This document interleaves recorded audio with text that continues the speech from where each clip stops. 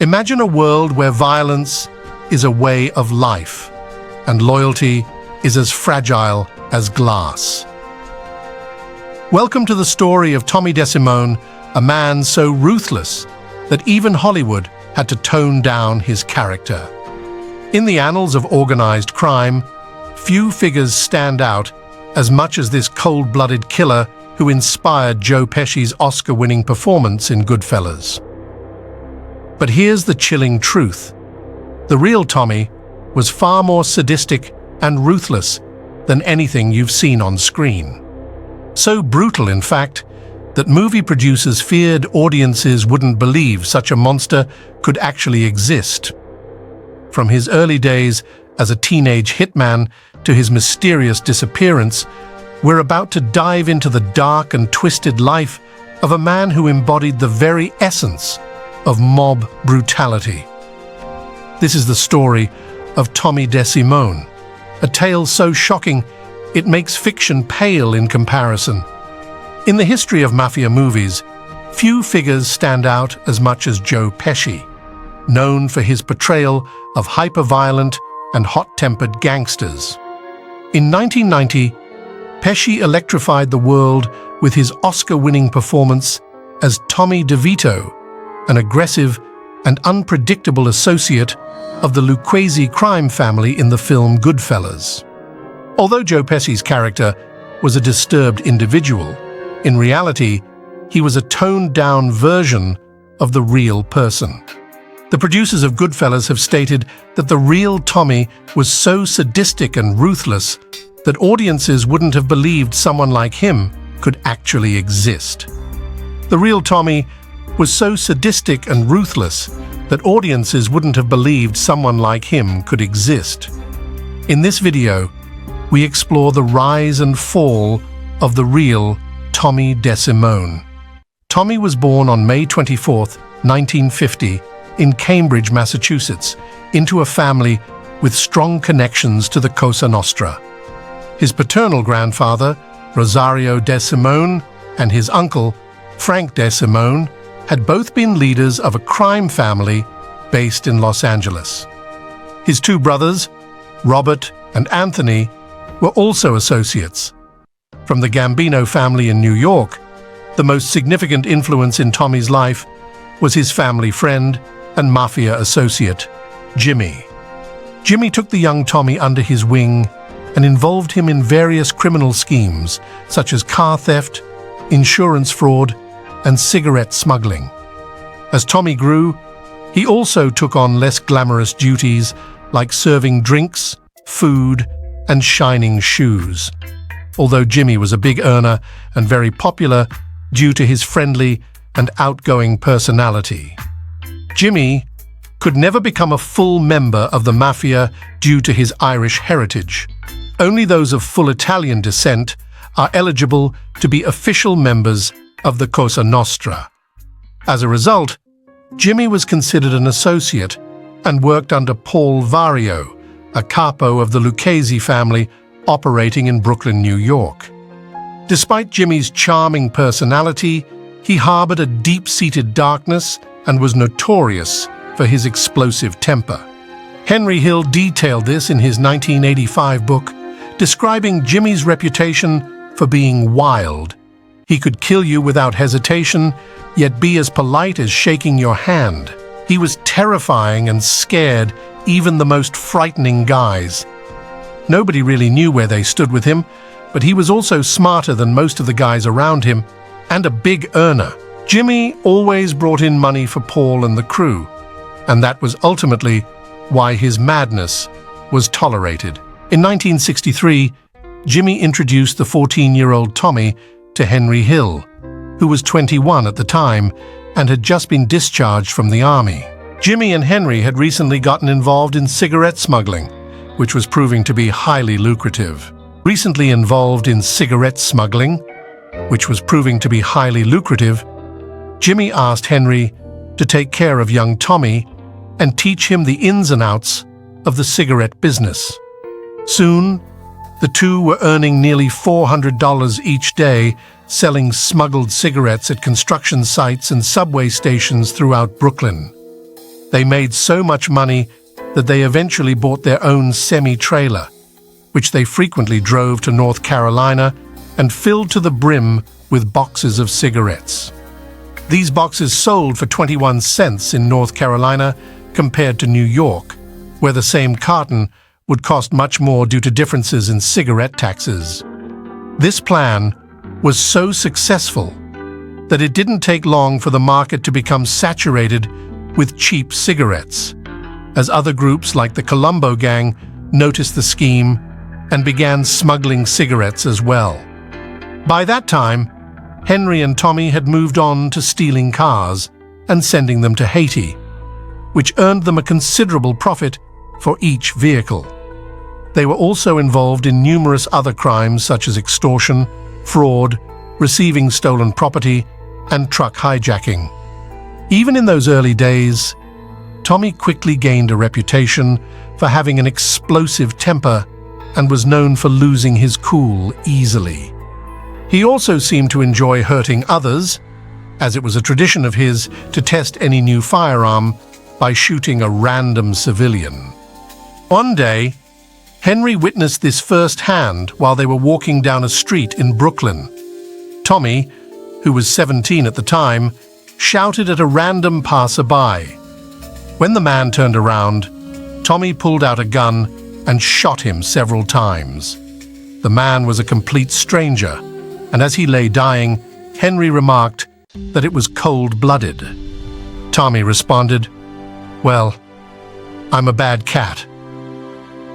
Henry later speculated that Tommy's bloodlust stemmed from the fact that one of his older brothers had collaborated with the police years earlier, and because of that, he felt the need to prove himself, who stood only 5 feet 4 inches in real life.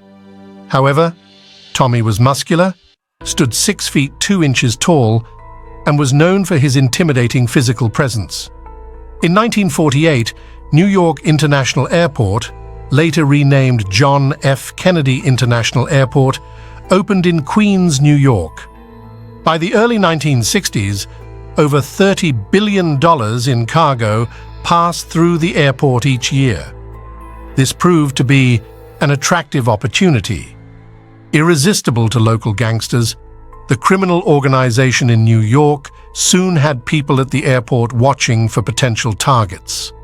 No one was better at airport theft than Jimmy, who created a complex network of accomplices and collaborators that kept him informed about the best loot arriving. Given that many of the 50,000 airport employees were from the local area, it was easy for Jimmy to intimidate them into compliance, and some were already indebted to Jimmy and his associates. An example of an associate was a truck driver for Eastern Airlines who had accumulated a massive gambling debt with one of Jimmy's bookies. In exchange for forgiving the debt, the truck driver accidentally dropped some mail bags on the way to the post office. When Jimmy picked them up, he discovered they contained nearly $500,000 in cash, money orders, and stocks. While many airport employees accepted bribes or were threatened into helping, some honest individuals went to the police. Police officers who bravely stood up were routinely killed by Jimmy and his gang, with Tommy often acting as the enforcer. Corrupt police officers on Jimmy's payroll regularly informed him about potential witnesses who were then swiftly killed before they could cause any problems. In 1 year, more than 10 of these individuals were murdered on Jimmy's orders, with their bodies eventually discovered in the trunks of various abandoned cars in the airport parking lot. On April 7th, 1967, Jimmy's gang orchestrated what was, at that time, their biggest single heist. According to an internal source, Air France was the carrier for US. Money was routinely exchanged in Southeast Asia and then brought back to the United States by the airline for deposit in American banks. According to an informant, these deliveries usually consisted of 3 or 4 packages, each containing $6,000, making it an attractive and easy target for theft. The informant had indicated that stealing the money would be relatively simple due to the way it was packaged and transported. Acting on this tip, on April 7th, Tommy and Henry planned to intercept one of these deliveries. They drove to the Air France cargo terminal at Kennedy Airport, bringing with them an empty suitcase, ready to execute their plan. The two simply entered the area without being challenged and used a duplicate key to enter the vault. They then filled their suitcase to the brim with money and simply walked out with $20,000. No one was hurt and no shots were fired. The robbery wasn't discovered until 2 days later. With his share of the loot, Henry bought a restaurant on Queens Boulevard. Although he initially planned for it to be a legitimate business and kept it away from his criminal associates, within months, it turned into another mafia hangout and became especially popular among high-ranking members of the Gambino family. It was here that Tommy would commit his most infamous act in early June of 1970. William Billy Bats Bentvena, also known as Billy Bats, had just been released from prison after serving an 8-year sentence for selling narcotics to an undercover police officer. When a mobster gets out of prison, it is customary for his friends to throw him a big party to celebrate. Bats was a member of the Gambino family and also a lifelong friend of the future Gambino family boss, John Gotti. The celebration took place at a nightclub owned by Jimmy. Late in the night, a visibly drunk Billy noticed Tommy sitting at the end of the bar. Tommy was only 20 years old at the time, and Billy recognized him as the 12-year-old shoe-shine boy he had known years before his imprisonment, now all grown up. Billy then made a sarcastic comment, asking Tommy if he still shined shoes. Henry later described what happened next. Henry said, "I looked at Tommy and could see he was furious about the way Billy was talking. Tommy was losing it, but he couldn't do or say anything. Billy was a made man, and if Tommy even laid a hand on him, Tommy would be dead." We kept drinking and laughing, and just when I thought maybe everything had blown over, Tommy leaned over to Jimmy and me and said, "I'm going to kill that bastard." While I tried to dissuade him, Jimmy took the opposite approach, and over the next few days, he continuously reminded Tommy of what had happened and the disrespect Billy had shown him. Jimmy probably did this because before Billy went to prison, he had been running a lucrative loan sharking business that Jimmy had taken over while Billy was in custody. Now Billy was eager to get his business back, something Jimmy had no intention of allowing. 2 weeks later, on June 11th, Billy was in the bar drinking near midnight. Tommy walked in and noticed Billy was alone, so he quickly whispered something to Jimmy, who then approached Billy and started buying him more drinks. Tommy then leaned over to Henry and whispered, "Keep him here. I'm going to get a bag," which Henry knew meant he was going to get a body bag. While Tommy was gone, Jimmy kept Billy entertained, telling him stories and making sure his glass was never empty. It seemed like Billy was having a great time, but 20 minutes later, Tommy returned, this time carrying a bag in one hand and a gun in the other. As Tommy approached, Jimmy silently put his arm around Billy's shoulder in a friendly manner. Henry described what happened next, saying, "I was on the other side of the bar when Tommy pulled the gun out of his pocket. The moment he saw what was happening, Jimmy tightened his arm around Billy's neck. 'Shine these shoes, you bastard!' Tommy shouted, smashing the gun into the side of Billy's head. Billy's eyes widened in shock as Tommy hit him again. Jimmy maintained his grip as blood began to pour from Billy's head, appearing almost black. The beating was so savage that the three men assumed Billy was dead, so they pushed his body into the trunk of Henry's car. They knew that, Since Billy was a made man, the Gambinos wouldn't spare any effort to find his killers, so it was imperative to hide his body where it would never be discovered. Jimmy mentioned he knew a guy who owned a veterinary hospital upstate in New York where no one would think to look. With no other options, the three men got into Henry's car and began their drive. While on the road, a loud noise started coming from the trunk, so loud that it woke up Jimmy. The three of them exchanged worried glances before realizing that Billy was still alive. Tommy slammed on the brakes, grabbed the shovel without saying a word, and the three men got out of the car. They waited until no other vehicles were in sight before opening the trunk. Tommy began to beat Billy with the shovel while Jimmy struck him with a wrench. After just a few seconds, they closed the trunk and resumed their drive in silence. By the time they reached their destination, it was nearly morning, and it took them almost an hour to dig a hole big enough. They covered Billy with lime, filled the hole, and returned to New York City. However, their work with Billy was not yet finished. 3 months later, Jimmy discovered that his friend, who owned the veterinary hospital, had sold the property to housing developers. So, he ordered Tommy and Henry to return to the site and exhume Billy's body to bury it elsewhere. The two men went back to New York City with Billy's body in the trunk of Henry's new Pontiac Catalina convertible and buried it in the basement of a lounge. A couple of months later, they dug Billy up again and placed him in a trash compactor at a junkyard in New Jersey. For weeks, Henry couldn't escape the smell of Billy's body. No matter how many times he washed his clothes or took a shower, he could still smell it everywhere. Eventually, Henry burned the clothes he was wearing that day and also abandoned his car at a junkyard. Tommy thought Henry was crazy and said he would have gladly kept the car to remind him every day of how he had dealt with that miserable bastard Billy. Another dark episode would reveal just how ruthless Tommy could be.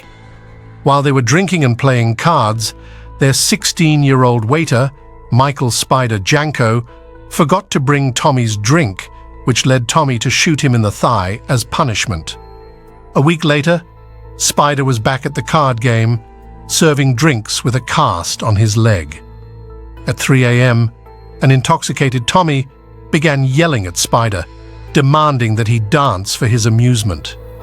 In an act of defiance, Spider told Tommy to go to hell, which led Tommy to shoot him 3 times in the chest, killing him instantly.